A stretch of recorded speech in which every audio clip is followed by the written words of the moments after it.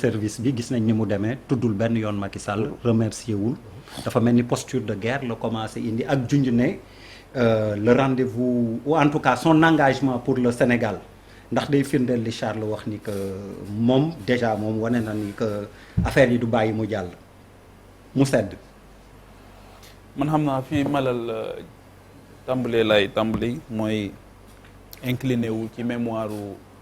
xale yi nga xamante ni dañu faatu ci géej gi te balaa émission bi di commencer rek maa ngi gis benn information ñu ne tëj nañ frontière u Mauritanie bi ci désert bi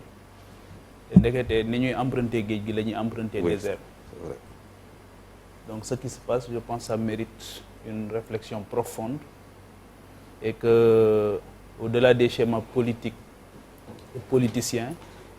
il y a beaucoup plus urgent. mooy ñooñu nga xamante ni tey xëy na ñàkk yaakaar bokk na ci li leen di génne xëy na it li ñu wax ci biir Covid bi ne bëri na ay petites et moyennes entreprises yoo xamante ni tëj na te boobu ba tey mënuñu ñoo koo xaymaal bokk na it ci li tax. waaye vague bi daal ni muy demee fi mu ne ba institution internationale yëpp ba ci médias internationaux yi di ci wax di ci tudd Sénégal ça n'honore personne. waaw te boo nekkee ndaw aussi yow sax bu la ci suñ borom musalee di nga xam ne am na si ñoo xamante ni tentation bi moo ngi fi. tey jii rek damay dawal sama oto ci tali bi kuy màjjal ñëw ba ci man mu ne ma naa wàcce vitre bi ma wàcce vitre bi. mu ne ma bu dul woon ndigal lu ma am pour màjjal ni damay dem jëli gaal yi donc mu xam nga xam ne kon finalement nekk na benn problème boo xamante ni ñëpp a ngi ciy bàyyi xel et que loolu suñ ci eggee discours bu ñuy defati te jëmul ci foofu rek daanaka dañuy rater la bonne fenêtre de tir et leneen li nga xamante ni tamit ñoo ngi koy naqarlu mooy moo ngi mel ni franchement dara xewul. c'est-à-dire que mérito na deuil national wala mu mérito message boo xamante ni président de la république dafay jël média national bi def ko ba nga xamante ni ba ci opposants yi nga xamante ni dañuy prétendre à la magistrature suprême mayuñu leen ci guddi yi ñu toll bu fekkee ne réew mi moo leen yitteel te yéeyuñu ci yàbbi xëy na bu fekkee ne am na ci ay xalaat yoo xamante ni am nañ ko ci ñu joxe ko donc man li may njëkkee mooy massawu seeni parents déjà parce que am na ñoo xamante ni xamuñu ndax seen doom dem na wala demul.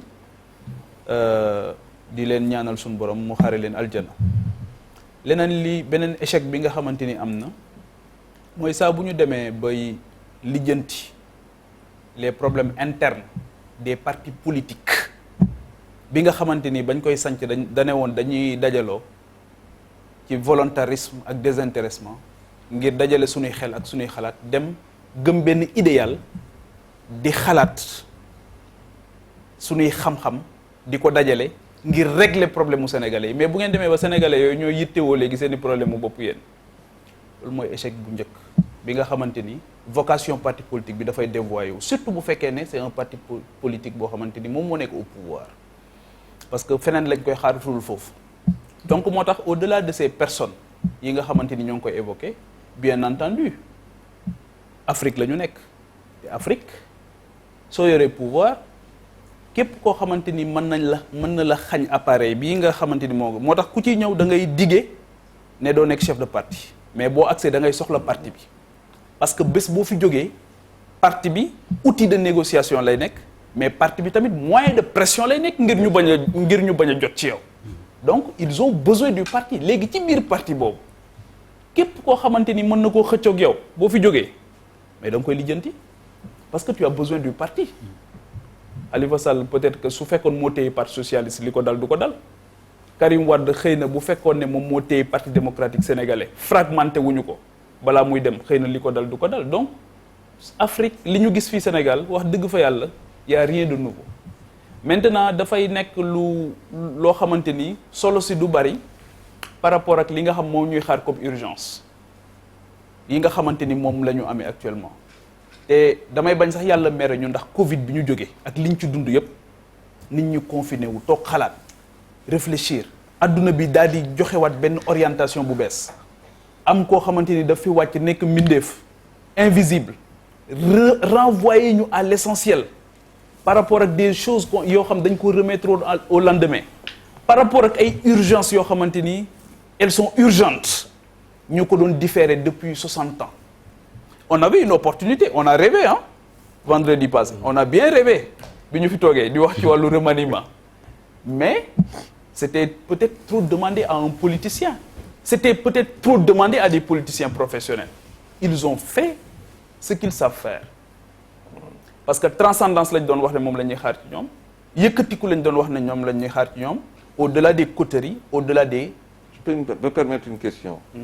Est-ce que c'est pas notre faute à nous cette presse une presse très sensationnelle qui ne pose pas peut-être les questions importantes. Mais la presse sénégalaise n'est pas une presse d'exception aussi. Elle est la presse de...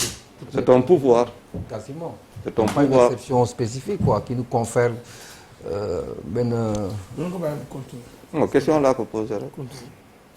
Bon yow yaay sama doyen peut-être que yow yaa ci mën a gën a tontu mais li ma bëgg a wax rek mooy peut-être que c'est un ensemble. Peut-être que niveau de responsabilité yi dañuy wuute.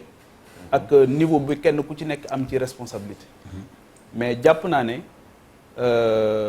li ñu doon xaar wala li nga xamante ni jàppoon nañ ko et Seydou Gueye sax énoncé ko justement bi muy annoncé gouvernement bi mooy un gouvernement de combat la doon wax boo xamante ni dafay am rajeunissement. La conscience du président de la République aujourd'hui mooy que ne cette donne-là de la jeunesse il faut la prendre en charge fondamentalement. Est-ce qu'il a voulu et qu'il n'a pas pu? Oui. C'est un autre